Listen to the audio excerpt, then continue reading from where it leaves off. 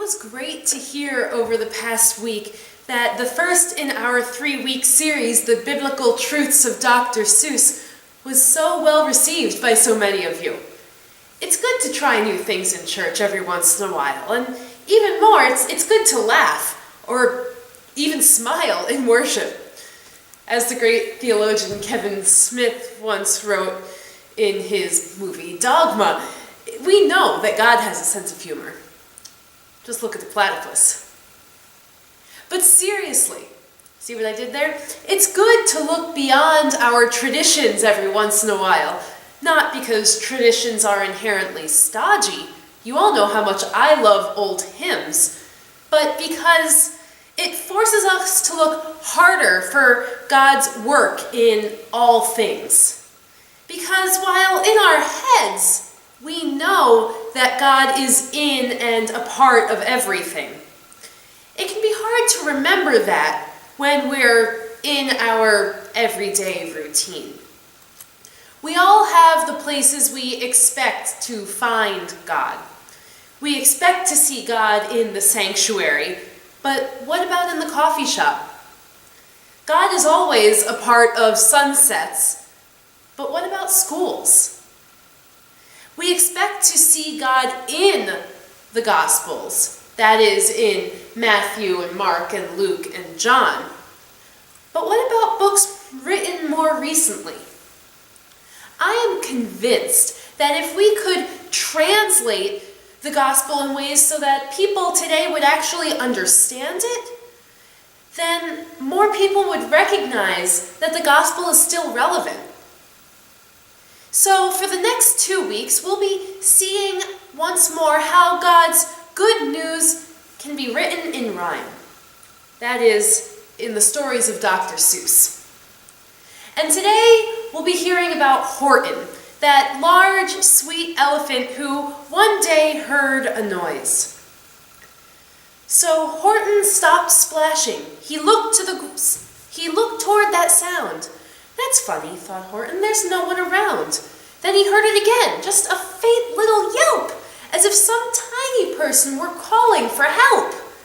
I'll help you, said Horton, but who are you? Where? He looked and he looked. He could see nothing there but a small speck of dust blowing past through the air. I say, murmured Horton, I've never heard tell of a small speck of dust that's able to yell. So you know what I think? Why, I think that there must be some sort of creature on that small speck of dust. Some sort of a creature of very small size, too small to be seen by an elephant's eyes. Some poor little person who's shaking with fear that he'll blow in the pool. He has no way to steer. I'll just have to save him. Because, after all, a person's a person, no matter how small. And with that, we are introduced to the Who's of Whoville. So small and so quiet that Horton can't even see their world on that small speck of dust. He puts that speck of dust on a clover and protects that clover from falling in the pool. In fact, Horton pledges to protect the Who's. After all, a person's a person, no matter how small. The other animals, the kangaroos and the jungle monkeys and the eagles, think Horton is off his rocker. They've never heard of a who, let alone heard their voices. The Who's of Whoville aren't a part of the world that they know. Why, that speck is as small as the head of a pin. A person on that, there never has been. And we're quick to call them the bad guys of the story because we know, through Horton's eyes, that the Who's of Whoville do exist. But Horton's the only one who's heard them, and he's not entirely sure how many there are either. Believe me, said Horton, I'll tell you sincerely, my ears are quite keen, and I hear them quite clearly. I know there's a person down there, and what's more, likely there's 2, even 3, even 4. Quite likely a family, for all that we know. A family with children starting to grow. So please, Horton said, as a favor to me, try not to disturb them. Just please let them be. In fact, Horton didn't realize it yet. There was a whole town on that small speck of dust. The Who's entire world, churches and schools, grocery stores, streets and houses, and all sorts of people exist on that tiny speck of dust. But they're so small, so insignificant. The rest of Horton's neighbors don't get why Horton cares, or that he's talking to anybody at all. Through the high jungle treetops, the news quickly spread. He talks to a dust speck. He's out of his head. Just look at him walk with that speck on that flower. And Horton walked, worrying, almost an hour. Should I put the speck down? Horton thought with alarm. If I do, these small persons might come to great harm. I can't put it down, and I won't. After all, a person's a person, no matter how small.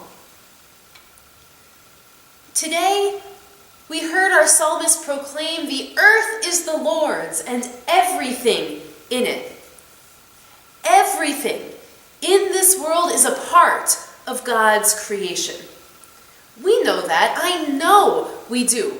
But sometimes, if we don't hear, if we don't see a part of God's creation, if it's too small for us to see, too quiet for us to hear, we struggle to believe someone else who does hear a voice or see a small speck, a speck that might encompass a whole world we haven't yet known.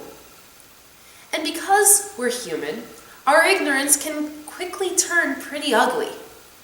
We start mocking people who point out new voices we don't see. We get angry at those who change our world from the one that we knew. The Wickersham brothers came shouting, "What rot! This elephant's talking to Who's who are not. There aren't any Who's, they don't have a mayor, and we're going to stop all this nonsense. So there." The monkeys snatched the clover that was in Horton's trunk. They passed it off to the eagle, who flew all night while Horton chased him. The eagle dropped the clover in a big clover patch, certain that now Horton wouldn't find that one little clover again. But Horton, the determined, did find those Who's on the 3 millionth flower that he checked. From down on that speck came the voice of the mayor. "We've really had trouble, much more than our share, when that black-bottom birdie let go and we landed so hard that our clocks have all stopped. Our teapots are broken, our rocking chairs smashed, and our bicycle tires all blew up when we crashed." Whether intentionally or accidentally, we have all been a part of breaking someone else. We have all taken part in destroying the wholeness of the creation of God. Sin exists. We have all been that eagle that destroys someone else because we didn't hear their voice. For example, by purchasing cheap clothes, we have bought into a system that enslaves Uzbekistanis who pick the cotton, employs young Indian children to make the clothes in factories not up to code that collapse, like the Savar factory in Bangladesh last year. This system not only hurts people all over the world, but it also destroys God's creation, because higher environmental standards would increase costs for those large corporations, all in the name of a cheaper t-shirt. And that's just one example. There are tons of these sorts of examples, sins that overtake the entire world that all of us participate in on a regular basis. But why do we let these things happen? Why do we ignore the voices of those? Why do we not think about the Uzbekistanis? Why do we not care about those children working in factories? It's because they're quiet. It's because we can't hear them. because they're out of our sight. In our quest to improve our own quality of life, which is a fair desire, I will give you that, we can end up harming others. And I know the other side of the argument that if those American companies weren't there, there wouldn't be jobs in that area. But frankly, the jobs that are given rarely improve the economic situation for most of the workers there.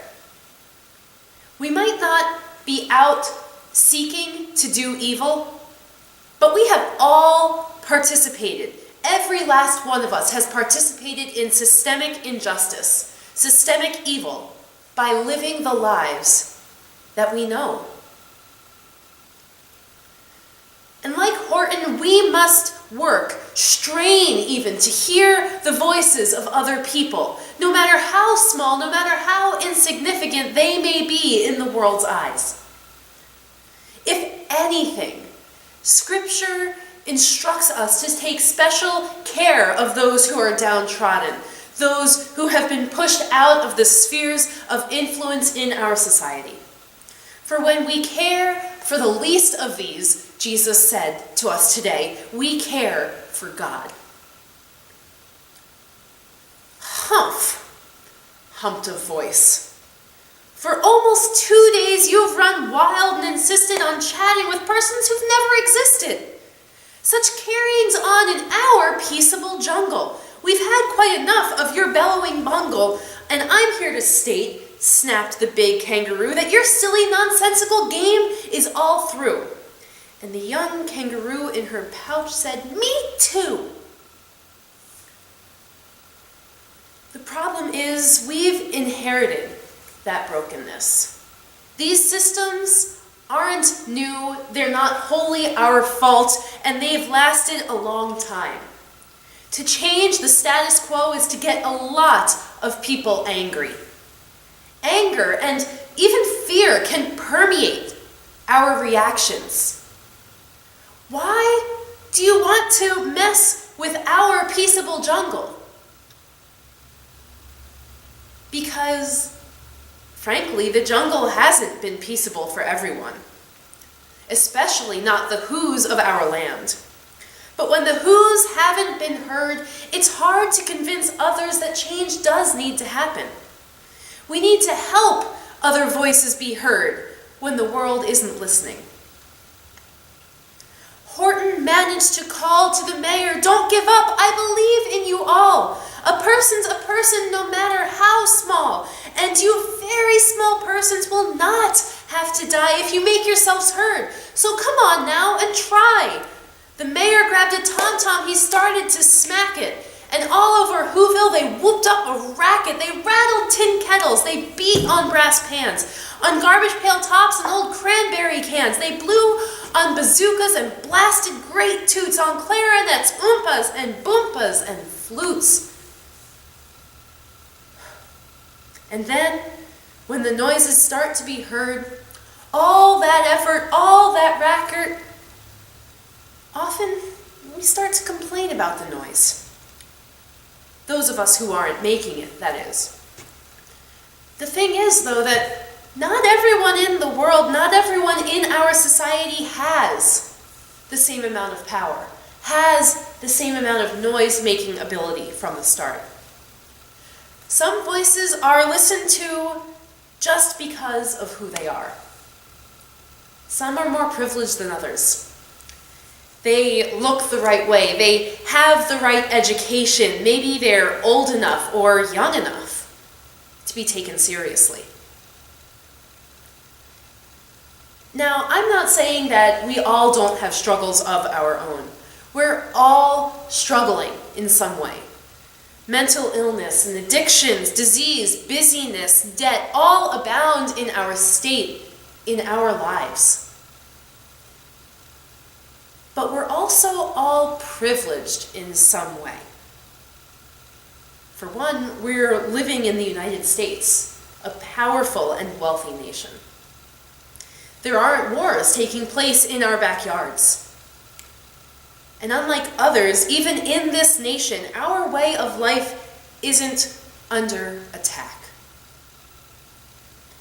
And so it's our responsibility as people with some privilege to make room for people who have been denied the right to their own humanity in overt or in subtle ways.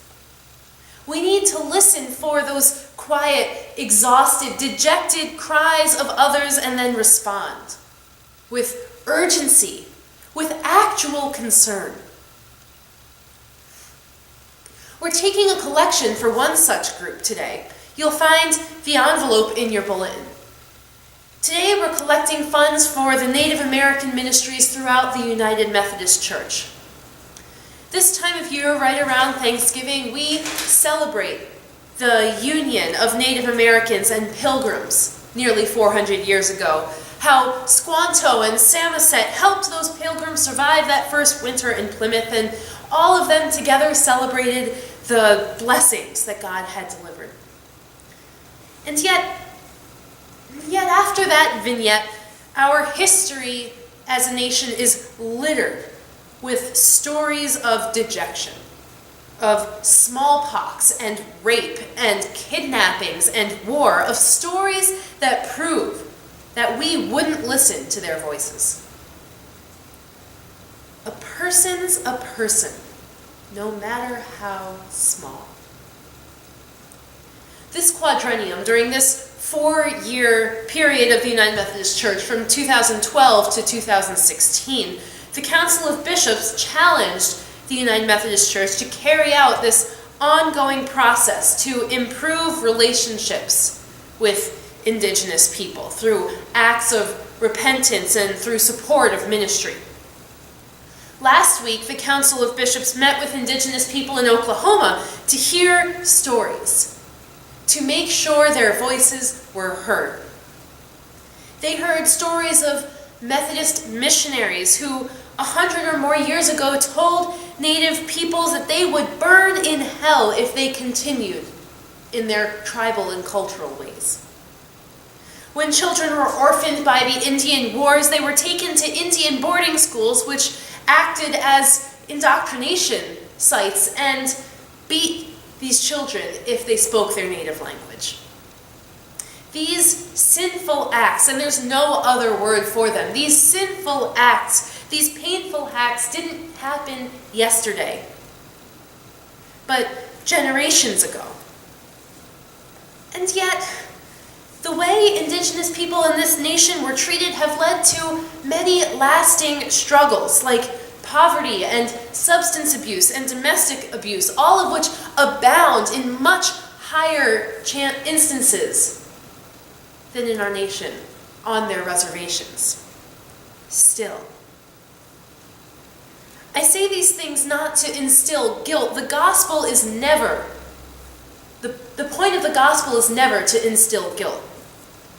But I say it to recognize that our actions and the actions of our ancestors have consequences. There are voices that are still straining to be heard. And once we hear them, it's our responsibility to act with care. Finally, at last, from that speck on that clover, their voices were heard. They rang out clear and clean. And the elephant smiled. Do you see what I mean? They've proved they are persons, no matter how small. And their whole world was saved by the smallest of all. How true! Yes, how true, said the big kangaroo. And from now on, you know what I'm planning to do? From now on, I'm going to protect them with you. And the young kangaroo in her pouch says, me too. From sun in the summer, from the rain when it's fallish, I'm going to protect them, no matter how smallish. Our collection today equips and empowers Native American pastors, congregations, and seminary students to do what only they can, to authentically worship and serve Jesus Christ as only they can. Let us remember that no matter how weak our cries may be, God does hear us. And let us, like Horton, always be willing to listen for cries that others may not yet hear. Most importantly, let's step in and make a difference.